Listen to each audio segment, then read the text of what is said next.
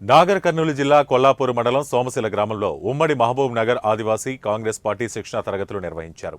శిక్షణా తరగతులను రాష్ట్ర ఎక్సైజ్ శాఖ మంత్రి జూపల్లి కృష్ణారావు, రాష్ట్ర ST corporation chairman Bilya Naik ప్రారంభించారు. జ్యోతి ప్రజ్వలన చేసి 3 రోజుల పాటు జరిగే శిక్షణా తరగతులను ప్రారంభించారు. రాజకీయంగా ఆదివాసులు ఎదగాలని, ఆర్థికంగా తమ వనరులను ఉపయోగించుకుని ఉపాధి అవకాశాలను పొందాలని మంత్రి జూపల్లి కృష్ణారావు అన్నారు. 3 రోజుల పాటు జరిగే శిక్షణా తరగతులలో క్రమశిక్షణతో పాల్గొని ఆదివాసీ అభివృద్ధి కొరకు శిక్షణ తీసుకోవాలని ఆయన తెలిపారు.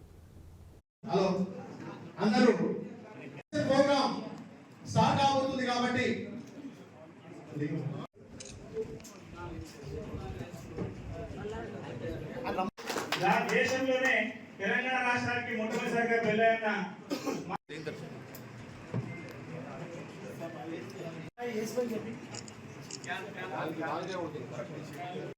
भीड़ लगा रहता है लोगों का फोटो खींचने का, लेकिन आपने पहला परीक्षा पास, मैं किसी का नाम नहीं दे रहा।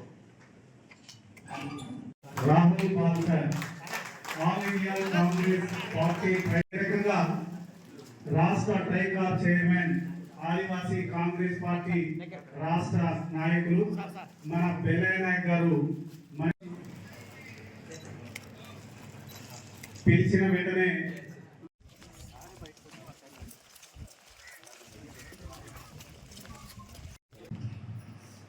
ధనిక దేశం, అన్ని వనరుల దేశం, వనరులు ఉన్న దేశం, కానీ వెనకబడేబడ్డ దేశం. మనకు స్వాతంత్రం వచ్చిన తర్వాత చాలా దేశాలు భారతదేశంలో దేశాలు చాలా గొప్ప స్థాయికి వెళ్ళిపోయింది. ఇలా నీటి వనరులు ఉన్నాయి, అడవి వనరులు ఉన్నాయి, అన్ని రకాల వసతి వనరులు, వాటిని ప్రాపర్గా మనం దాన్ని వినియోగించుకోని కారణంగా ఇలా ఆదివాసీలు కూడా అడవులకే పరిమితమైన పరిస్థితి చూస్తా ఉన్నాం.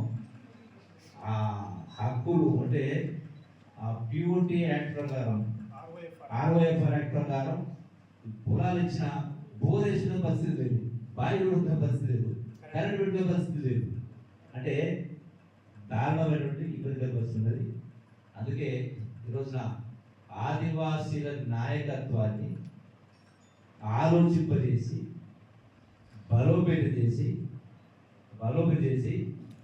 ఉన్న ప్రాంతానికే కాకుండా రాష్ట్రానికి, దేశానికి నాయకత్వం వహించే స్థాయికి ఎదగాలని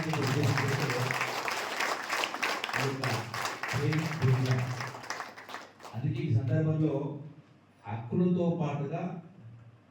పాటుగా కాంగ్రెస్ పార్టీ సిద్ధాంతంతో పాటుగా మనం చేయాల్సిన నిర్ణయం మేరకు 25,000